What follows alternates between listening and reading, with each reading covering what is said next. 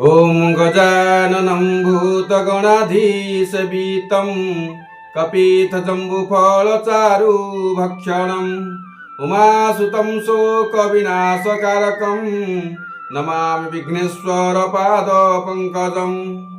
ॐ दिव्यशङ्खतुषाराभं क्षीरोदार्णवसम्भवं नमामि शशिनं भक्त्या शम्भुमुकुटभूषणम्।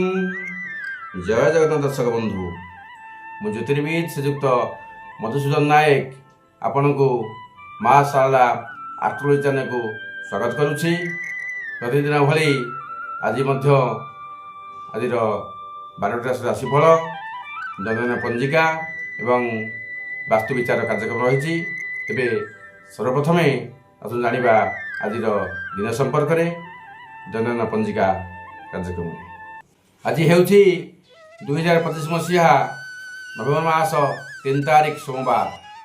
उत्कल मते सौरमान तुला 17 दिन, चांद्रियमान कार्तिक मास शुक्लपक्ष त्रयोदशी रात्र 10 घंटा पर्यंत, उत्तर भाद्र नक्षत्र दिवा 11 घंटा 22 मिनिट पर्यंत और मीनचंद्र संपूर्ण 60 अनुभव कर।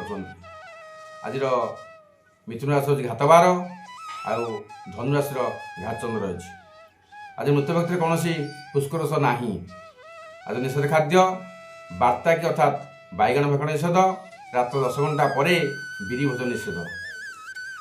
आज शुभ बेला प्रथम अमृत योग प्रातरु दिवा 6 घंटा 27 मिनिट मध्य, दिवा 7टा 28 रु दिवा 11टा 27 मिनिट मध्य, रात्र 7टा 18 रु रात्र 10टा 42 मिनिट मध्य और रात्र 1:54 मिनिट रु रात्र 2 घंटा 43 मिनिट शुभ। तेज आज जनन पंजिका पर रही 12टा राशिफल। तेरे दर्शक बंधु, 10 राशिफल मध्य राशि प्रथम राशि मेष राशि। मेष राशि जात व्यक्ति विशेषज्ञ आज आपण शारीरिक असुस्थ अनुभव करेंगे। मुंड व्यथा हो पारे, प्रत्येक कार्य बाधा सृष्टि हो। शरीर पीड़ा सांग को अर्थ व्यय आपण को विचलित कर पारे। दाम्पत्य क्षेत्र में अଯଥା व्यय हो। विद्यार्थी महिला माने पीड़ित रही। शुभ संख्या रही लाल, शुभ संख्या 9 एवं आज आपण महादेव शिवंकर महामृत्यु मंत्र को पाठ करंतु। ओम त्रयंबकम जजामहे सुगंधिं पुष्टिवर्धनम उर्वारुकमिव बन्धनात् मृत्युर्मुक्षमामृतात्। ओम नमः शिवाय। यह मंत्र को 3 थर पाठ करंतु, शुभ फल मिलिब। परवर्ती राशि वृष राशि। वृष राशि जात व्यक्ति विशेषज्ञ आज आपण बंधु साहाय्य करने को आगे आसवे। शिल्प वाणिज्य क्षेत्र में आय उत्तम रौन से धर्मपीठ को जावाई स्थिर करेंगे। दाम्पत्य संपर्क में उत्तम बुझाणा देखादेव। विद्यार्थी महिला माने शांति लाभ करेंगे। शुभ रंग रही धला, शुभ संख्या 6। आप आज महालक्ष्मी को अष्टक पाठ करंतु, शुभ फल मिले। परवर्ती राशि मिथुन राशि। मिथुन राशि जात व्यक्ति विशेषज्ञ आज आपण कर्म गर्व करेंगे। आनंद हे। आपण शत्रु माने जो चक्रांत करथिले ता सफल हेब नाही, बाधाप्राप्त हेब। कौन कागज पत्र दस्तखत करने पूर्व भल कर पढ़ी भाई करंतु। एवं दाम्पत्य क्षेत्र में प्रतिबंधक देखादेव। विद्यार्थी महिला असुविधा पड़ पार। शुभ रंग रही सबुज, शुभ संख्या 5। आज आप ग्राम देवता को प्रार्थना करंतु, शुभ फल मिलिब। परवर्ती राशि कर्कट राशि। कर्कट राशि जात व्यक्ति विशेषज्ञ आज आपण मान सम्मान हानि हो पारे। संचित अर्थ क्षय हो पारे।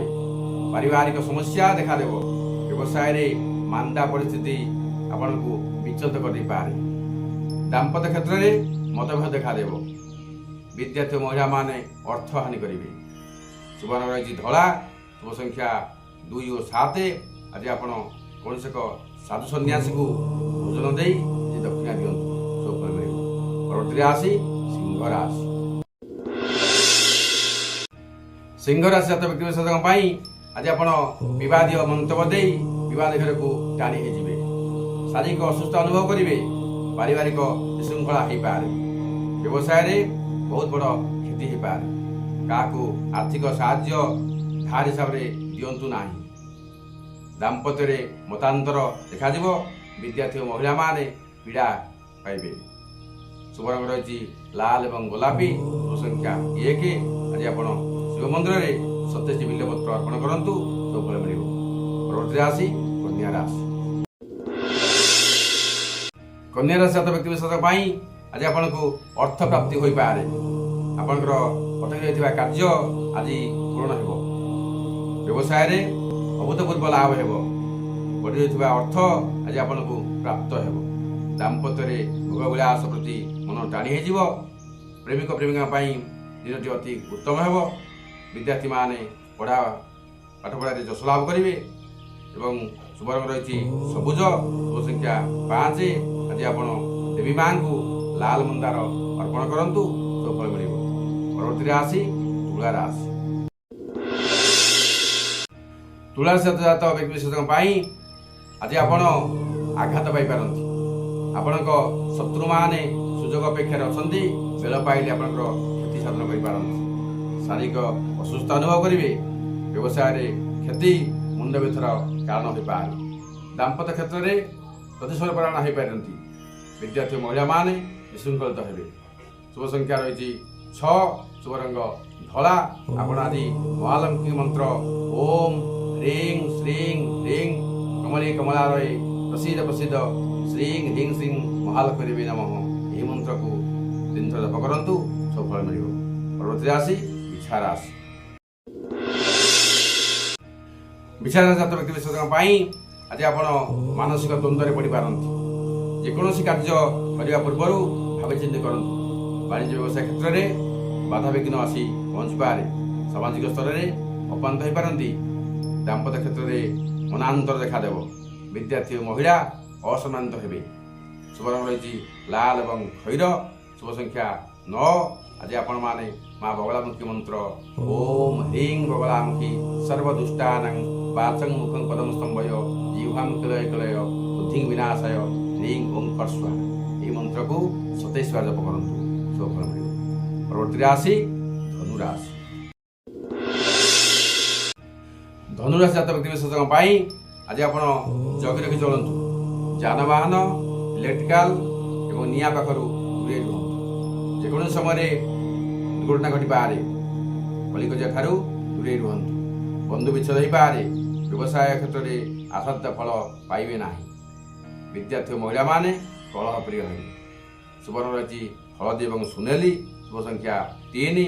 ଆଜି ଆପଣ ଲକ୍ଷ୍ମୀ ନାରାୟଣଙ୍କୁ ଘିଅର ଦୀପ ଦାନ କରନ୍ତୁ, ସବୁ ଫଳ ମିଳିବ। ପରବର୍ତ୍ତୀ ରାଶି ମକର ରାଶି। ମକର ରାଶି ଜାତ ବ୍ୟକ୍ତିବିଶେଷଙ୍କ ପାଇଁ ଆଜି ଆପଣ ଅର୍ଥ ପ୍ରାପ୍ତି କରିପାରନ୍ତି। ଆପଣଙ୍କ ଗୃହକୁ ବନ୍ଧୁ ଆଗମନରେ ଆଗ୍ରହୀ ହେବେ। ସରକାରୀ ସ୍ତରରେ ଆପଣଙ୍କୁ ସାହାଯ୍ୟ ମିଳିବ। ବାଣିଜ୍ୟ ବ୍ୟବସାୟ କ୍ଷେତ୍ରରେ ଉତ୍ତମ ଆୟ ହେବ। ଦାମ୍ପତ୍ୟ କ୍ଷେତ୍ରରେ ଚାଲିଥିବା ଅସୁବିଧା ଦୂର ହୋଇଯିବ। ସୁସମ୍ପର୍କ ସ୍ଥାପନ କରିବେ। ବିଦ୍ୟାର୍ଥୀ ମହିଳାମାନେ କୃତକାର୍ଯ୍ୟ ହେବେ।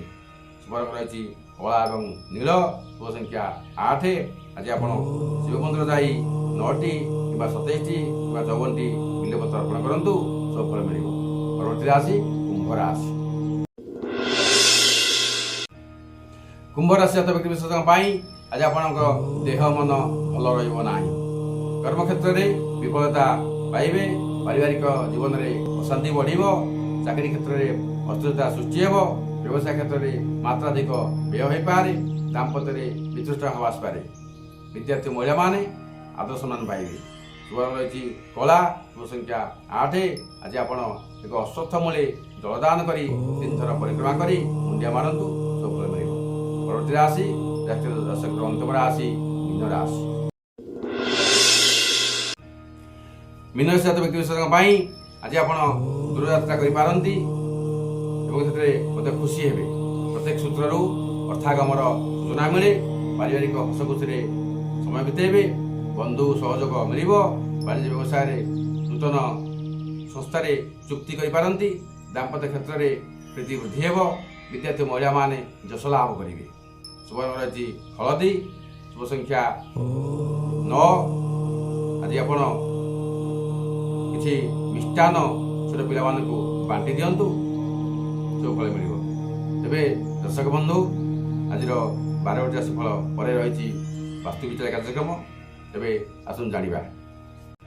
ଆଜିର ବାସ୍ତୁ ବିଚାର କାର୍ଯ୍ୟକ୍ରମରେ ରହିଛି ଯେ ଆପଣ ଯେତେ ରୋଜଗାର କଲେ ମଧ୍ୟ ତାହା ଅଣ୍ଟୁ ନାହିଁ। ମାସ ପୁରିବା ପୂର୍ବରୁ ପକେଟ ଖାଲି ହେଇଯାଉଛି। ତେଣୁ ଆପଣ ଏକ ସୁନ୍ଦର ଉପାୟଟି କରନ୍ତୁ। ଆପଣ ଏକ ଛୋଟ ପିତ୍ତଳ ଢାଳ ଆଣନ୍ତୁ, ଛୋଟ ଢାଳ। ତା ମଧ୍ୟରେ କିଛି କଏନ୍ ମାନେ ଟଙ୍କିକିଆ, 2 ଟଙ୍କିଆ, 5 ଟଙ୍କିଆ ସବୁ ଭରି ଦିଅନ୍ତୁ।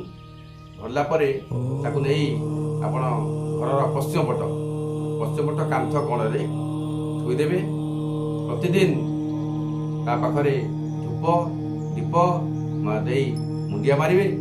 ଦେଖିବେ ଆପଣଙ୍କର ଅବସ୍ଥା ଆସ୍ତେ ଆସ୍ତେ ସୁଧୁରିଯିବ ଏବଂ ଆପଣ ଦେଖିବେ ଆପଣଙ୍କ ଅଭାବ ରହିବ ନାହିଁ। ଆପଣ ଯେତେ ରୋଜଗାର କରିବେ ତାହା ଆପଣଙ୍କୁ ସାଟିସ୍ଫାଏଡ୍ ଲାଗିବ। ତେବେ ଆଜିର ଅଧ୍ୟାୟରୁ ବିରତି ନେବା ପୂର୍ବରୁ ଆପଣଙ୍କ ଏକ ଛୋଟିଆ ଅନୁରୋଧ, ଆପଣ ମୋ ଚ୍ୟାନେଲକୁ ଲାଇକ୍, ସେୟାର, କମେଣ୍ଟ କରନ୍ତୁ। ଯେଉଁମାନେ ନୂଆ କରି ଆସୁଛନ୍ତି ସେମାନେ ସବସ୍କ୍ରାଇବ୍ କରିବାକୁ ଜମାରୁ ଭୁଲିବେନି ଏବଂ ପାଖରେ ଥିବା ବେଲ୍ ଆଇକନ୍କୁ ପ୍ରେସ୍ କରନ୍ତୁ, ଯାହାଫଳରେ ମୁଁ ଯେଉଁ ଭିଡ଼ିଓ ଅପଲୋଡ଼ କରିବି ତାହା ସର୍ବପ୍ରଥମେ ଆପଣଙ୍କ ପାଖରେ ପହଞ୍ଚିପାରିବ। ଆପଣ ଯଦି କୌଣସି ସମସ୍ୟା ଥାଏ ମୋ ସହିତ ଯୋଗାଯୋଗ କରିପାରିବେ। ମୋ ନମ୍ବରଟି ସ୍କ୍ରିନ୍ରେ ଦେଖିପାରିବେ। ତେବେ ଆଜିର ଅଧ୍ୟାୟକୁ ଆଜି ରଖୁଛି। ଦର୍ଶକ ବନ୍ଧୁ, ଆପଣଙ୍କୁ ନମସ୍କାର, ଜୟ ଜଗନ୍ନାଥ।